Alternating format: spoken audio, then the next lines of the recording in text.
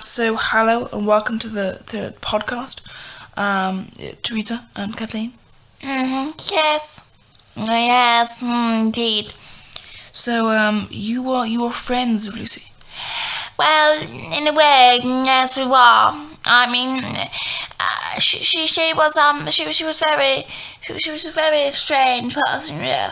I mean, I always used to say to her, you know, you need to join us, you know. Well, you see, we're slightly different. We know what's going on. Yes. I can speak to the dead.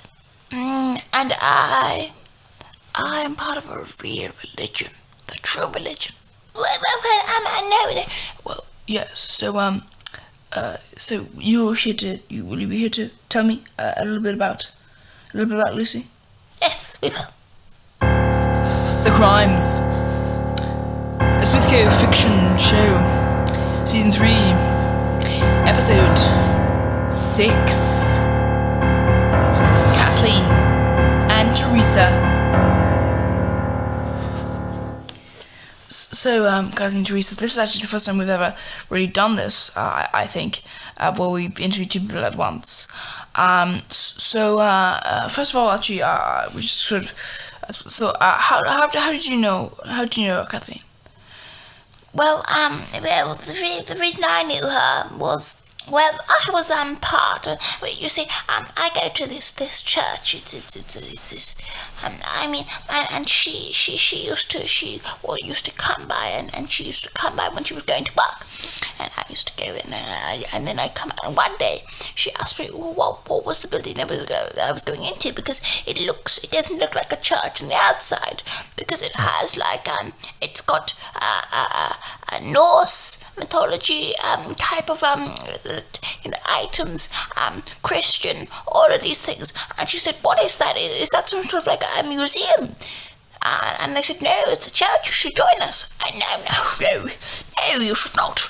No. You see, it's the true religion. Sorry, what? It's not the true religion, no. It's an offence to Christ. And, well, you see, she thinks it's all hot air, you know. It is hot air, that priest. I don't know why you believe him. You know? It's just, no, don't know why you believe him. Sorry, you don't believe in religion? No. I'm a Christian woman. Oh, you're a Christian? Yes. I go to church every Sunday. Every day, in fact. Well, not every day, but whenever I can. You know? I shall always follow the Protestant faith. Sorry, so you're sorry, can I get this straight? So you're Protestant, right? A strong Protestant. Yes, I am, yes. And you're talking about another religion, and you're calling it hot air. Yes. I don't mean to insult your religion, but doesn't that sound a bit hypocritical to you? What do you mean by that? Where do you see? This is what I'm talking about. You're right. She doesn't seem to understand at all. See, I agree with you there. She says, oh, it's all hot air, and then next thing, what did she say? Christ, and all these things. Well, you know what I said to that? I agree with you. It's hypocrisy. Yes, I mean, I have to say, I agree with her. Yeah, like, you know, how can you condemn a religion and then be religious yourself? You know, your arguments can be made against your own religion. Surely your own religion is based on the just amount of hot air as hers. Well, yes, that is currently. Well, no. You see, Christ he's. See, the point is, as far as some people can see it, you can believe what you want, but you cannot condemn other religions and be religious yourself. The only person who can condemn other religions is an atheist, because they're saying there is no God. So they're not saying your God doesn't exist, mine does. They're saying there is no God, so everyone is wrong. But the people who don't believe in it. But see, what you're saying is you're right and everyone else is wrong, but you're saying that God does exist, but it's your specific God. And the issue with that is, what if you're wrong? Then you see, you've been following a religion. Just like an atheist, though. You haven't been following the right one. However, an atheist can make the argument, well, I didn't believe in you. Well, you can't, because you just sound like an idiot because you've been saying God doesn't exist, but you've been saying the other God exists. So that's the thing. Well, no, you see, no, I guess you're right. You see, I told you, and you know what she says this, but then, you know, do you think, you know, I mean, we used to sit down and try to have a seance with her. A seance? Yes, you see, we can speak to the dead.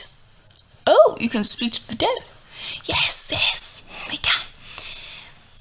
Yes, we can. So, you see, what we do is we sit in a room, and then we place our hands around the table, and then we talk.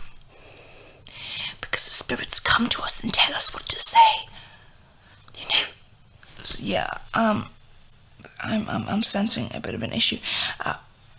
What spirits tell you what to say, but how do you know that you're not just saying what your mind is telling you to say? Well, because it's the spirits. But surely you don't know that's the issue, because you have no idea if it is the spirits or it's your mind, because your mind is not going to inform you whether or not it's the mind or the spirits. You know? Now, well, anyway, so you held spiritual seances with her. Yes. Now, unfortunately, we were a bit insulted once because she went to take a call from a friend, and she said, "Oh yes, I'm just helping the old dears. They seem to believe that I think that the seance is real." And we were very insulted by that because, you know, we thought that she believed. Yes. So you were insulted, and did you meet her again? Well, yes. I mean, we got over it. You know, we understood that she was just trying to make us feel better. You know, we understood that. But you know, the spirits. You see, the spirits. They don't like to be insulted. The spirits were angry. Oh, were they? Were they angry? Were they? Yes, the spirits were very angry. We weren't, of course. We weren't angry. We understood, but the spirits were very angry. Indeed, they said terrible things. You know, in my opinion, it was the spirits that killed her. You think that spirits killed someone with a blunt instrument? Yes, I do. Yes, I think that. No, I don't mean to be insulting, but how did spirits lift the blunt instrument and bash it into her? Well, you don't know what the spirits are capable of. They are capable of much things than human understanding, you know. I mean, we're pioneers in the investigation of spirit capabilities, but even we haven't reached the full potential. Yes. So, did you think that she had enemies? With the exception of the spirits? Yes, with the exception of the spirits. Well, no. I mean, she did talk to us, but she didn't really talk about her private life. You know, she talked about, you know, her job and things like that, but there wasn't really much of a private life. I mean, you know, she had a very nice boyfriend, you know, and he we blessed him with good luck and everything, and it was, you know, we blessed him with all that sort of thing, and it was very good their way, you know, but all that sort of stuff. But yes, it was, I guess, in a way, it was, she didn't really talk about her private life that much. So when we did hear about her private life, it was very few snippets. So all we knew was that she had a very nice boyfriend. She told you that? No. We met him. He was picking her up one day. because he'd sent her a text saying, "Where are you?" And she said, "Well, I mean, I want to continue." But we said, "No, go." And she said, "But I don't really want to go." And we said, "No, don't worry, we want you to go." And she was a bit, she said, "Well, that's a bit mean." And we said, we thought, well, obviously we were very, we understand, young people, they make jokes, we don't always understand them, because they're not really funny. Yeah, that joke doesn't seem funny at all. You see, you're very young, but, what age would you say you are? Well, I know, I'm in my early 30s. I'm 33. Yeah, so you're young, and you don't understand the jokes. I don't know why.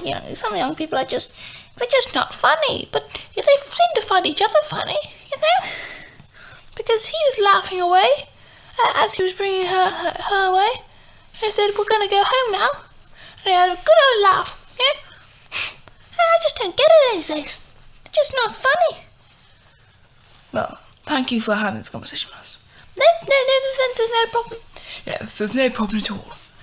Yes, and next time we'll be having a conversation with, in fact, the people we are having a conversation with in the next episode that's coming up.